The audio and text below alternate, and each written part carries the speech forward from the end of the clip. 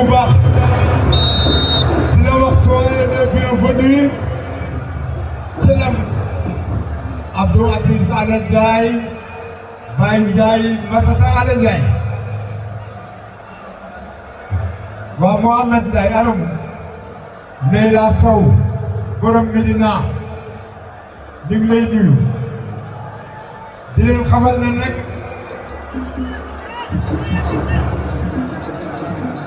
ñu may làmb di tuuti mu féex rek le président Bira Sène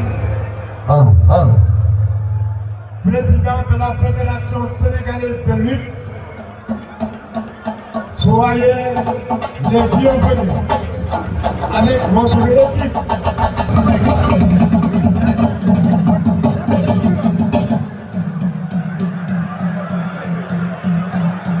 Alla Diop, jeune amateur